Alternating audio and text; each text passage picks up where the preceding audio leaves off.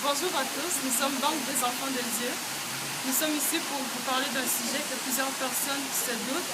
Nous voulons parler un peu de l'existence de Dieu. Nous allons parler d'un verset qui est dans Jean 3, chapitre 16. Pour ceux qui s'y connaissent déjà, ils savent de quel verset on parle. Donc, car Dieu a tant aimé le monde qu'il a donné son Fils unique, afin que quiconque croit en lui ne périsse point, mais qu'il ait la vie éternelle. Alors, ici, je suis avec certains de mes collègues. Nous allons discuter, poser des questions pour essayer de comprendre un peu le sujet, essayer de comprendre qui est ce Dieu-là dont on parle. Donc aujourd'hui, nous sommes à Saint-Hyacinthe et nous sommes un groupe d'enfants qui aiment mon Dieu. Donc je vais vous présenter certains d'entre eux et nous allons commencer par certaines personnes. Il y en a deux qui vont vous parler de justement ce verset, qui vont vous expliquer leur point de vue selon eux de ce verset. La première personne va être Joseph.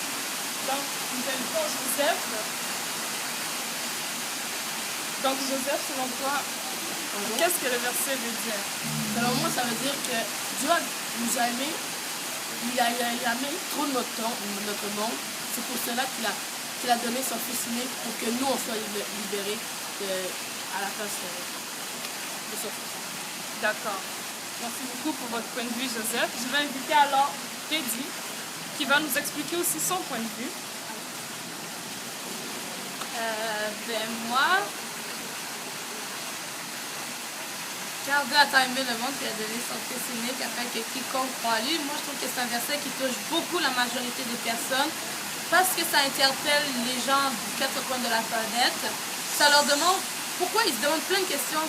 Exemple, pourquoi Dieu a-t-il donné juste un fils et pourquoi son Fils unique?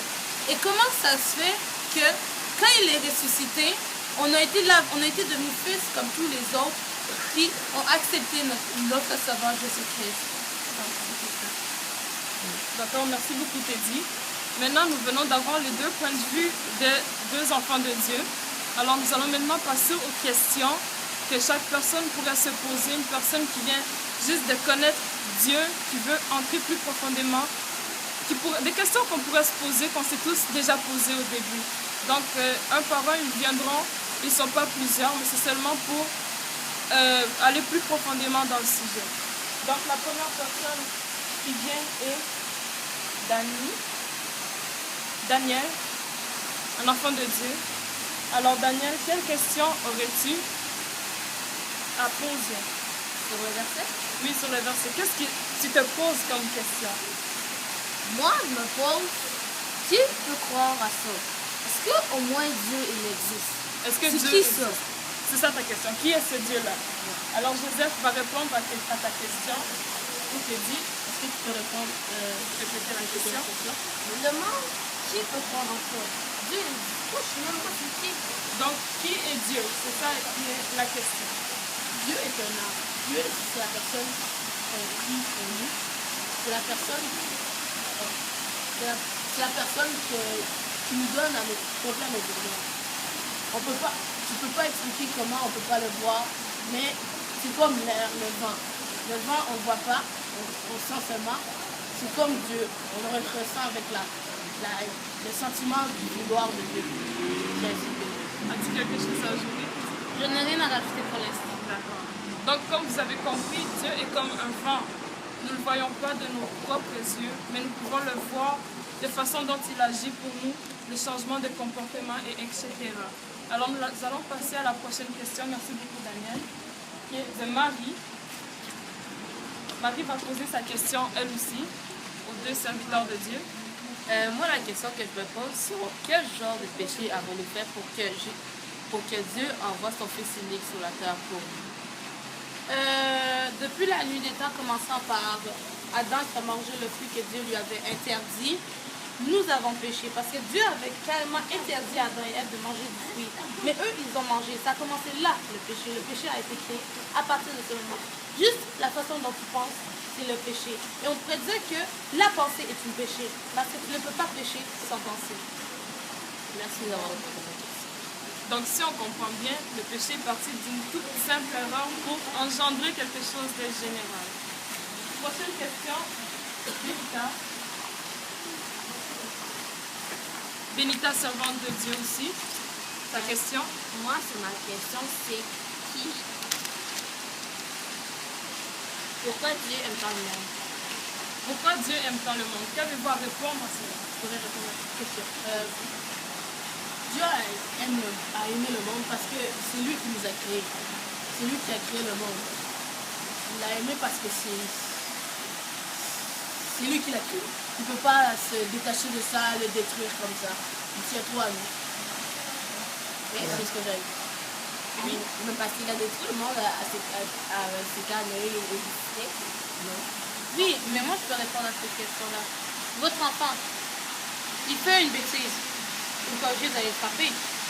Mais par la suite, s'il se repent, vous allez le laisser jusqu'à temps qu'il fait le mal ou péché.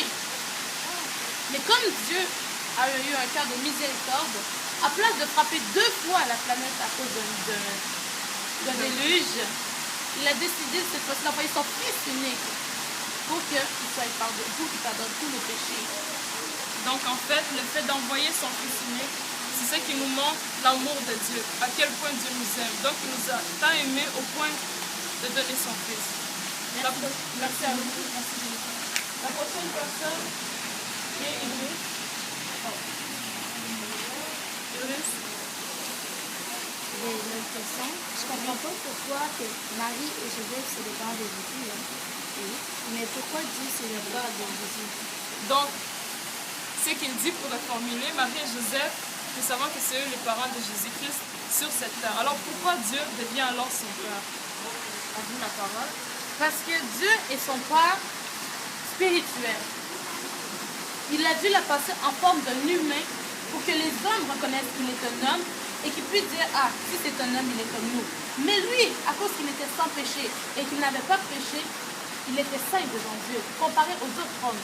Il fallait qu'il vienne sur la forme d'un homme pour qu'il soit accepté. Parce que s'il serait venu sur la forme d'une autre chose, par exemple d'une chaise, peu importe, une chaise qui parle, est-ce que vous auriez accepté ça? Non. Mais un humain qui vous parle, vous l'aurez accepté. C'est pour ça qu'il a passé à travers son Père. Et quand il est ressuscité, nous sommes tous devenus ses fils et lui, il est devenu notre Père. Donc, comme sacrifice, il fallait que Jésus soit humain. Merci beaucoup. La prochaine personne qui est là. Bon, ma question est celle-ci. Pourquoi, en fait, en quoi il est écrit qu'il faut croire en Dieu? Pour accéder au royaume des cieux, il faut croire obligatoire à Dieu. Mais est-ce qu'on peut être gentil ou on est obligé de croire vraiment en lui pour accéder? On peut être gentil, on peut écouter nos parents ou ça. Si on ne veut pas croire, on n'a pas de signe. Il faut avoir un signe pour croire. Je m'aide, je comprends. Moi, je peux répondre à ta question. En Exode, chapitre 10, il est écrit les 10 commandements de Dieu. Je crois que si tu les respectes, Exode chapitre 20, si tu respectes ces commandements, tu pourrais aller au Seigneur. C'est pas juste parce que tu fais une chose mauvaise, il faut que tu te repentisses après. Le péché, c'est pas parce que genre tu vas dans les bars que tu te dis que oh, c'est pas grave, Dieu va me pardonner, je fais ça juste pour être avec mes amis comme ça. Ça marche pas comme ça. Quand on est avec Dieu, ça va avec la foi, avec le sentiment de pardon. Ça veut dire que je peux faire tous les commandements de Dieu, mais sans croire que je peux accéder Non. quand même. Moi, ce que je te dis, il faut avoir une foi. Parce que si tu n'as pas la foi, tu ne peux pas accéder à Dieu. La foi, c'est la clé de tout. C'est la clé qui ouvre la paradis. Oui, tu peux dire, bon, ben, moi, je fais ça, mais tu pèches dans tes pensées. Et le péché t'empêche de rentrer. Tu peux dire, oui, moi, je suis gentil, nana, mais tu bois l'alcool. Ça t'empêche de rentrer. Tu peux dire, oui, moi, j'ai ça, mais tu mens, tu voles. Puis tout ça t'accède, ça t'empêche de rentrer au ciel. C'est juste un petit pensée, juste dans la pensée que ça t'empêche de rentrer au ciel. Donc, en bref, merci à vous. Donc, en bref, comment peux-tu entrer au ciel si tu ne crois pas déjà à Dieu? Donc, le ciel non plus, tu n'y crois pas. Prochaine personne, Benita, encore, qui a une deuxième question à vous poser. Bon, bonjour. Moi, ma question, j'ai souvent entendu parler de ça. Qui est vraiment le fils unique de Dieu? Donc, qui est le Fils unique de Dieu? Moi, je peux répondre à ta question. Allez-y. Le Fils unique, on est tous pour Dieu, son Fils. Vous comprenez? Donc, pourquoi Jésus est son fils unique, c'est parce que c'est lui qui a été, lui qui l'a respecté, qui l'a servi en tant que premier fils. C'est lui qui a été, aux yeux de Dieu, le meilleur. Mais à cause que tous les autres péchaient, faisaient des choses mauvaises comme ça, il a pu penser que c'était pas vraiment complémentaire, mais c'était Moi, je dis que oui, il a été son fils unique en tant qu'esprit. Mais en tant que chair, on se rappelle que Noé n'a pas eu de péché, Abraham non plus, car ils ont tous respecté ce que Dieu leur a demandé. Et quand Jésus-Christ est mort, il est mort pourquoi? Il est mort à la croix pour que nous-mêmes, nous puissions devenir ses fils. Quand il est ressuscité le 3e jour, il venait de faire un combat en enfer. Et ce combat, c'était pour que nous-mêmes, nous devenions ses fils. C'est ça que j'ai à dire. Mais je ne sais pas sûrement la réponse que je m'en connais, mais Quelle était la question? c'est qui? Est-ce qu'il a un nom? Est-ce qu'il a un titre? Alors nous sommes tous, comme je te dirais, des fils de Dieu, à cause de nos péchés qui ont été lavés. Mais, il y a une condition. Ce titre, on finit par le salir.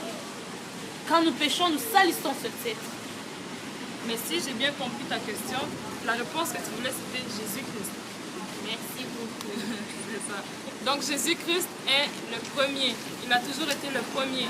Mais grâce à lui, nous avons pu le suivre et nous avons pu devenir ainsi enfants de Dieu nous aussi. Donc voilà, merci beaucoup pour cette réunion d'aujourd'hui. Merci d'avoir répondu. Merci vraiment de votre présence. Je remercie aussi tout le groupe qui est derrière nous. Donc voilà, c'était pour aujourd'hui ce verset dont nous avons voulu parler. Nous avons voulu débuter par ce verset car c'est le verset que plusieurs personnes connaissent. C'est le début de toute chose parce que ça a commencé par vraiment la façon dont Dieu nous a aimés. Il nous a aimés le premier et nous ensuite nous avons appris à l'aimer.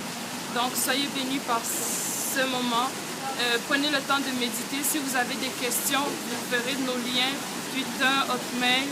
Il y a des façons de nous joindre. Vraiment, nous sommes des enfants de Dieu. Nous aimons partager, voir le point de vue différent des gens. Vous nous verrez probablement dans plusieurs autres vidéos. Et soyez bénis, vraiment. Merci de votre temps. Que Dieu vous bénisse. Amen.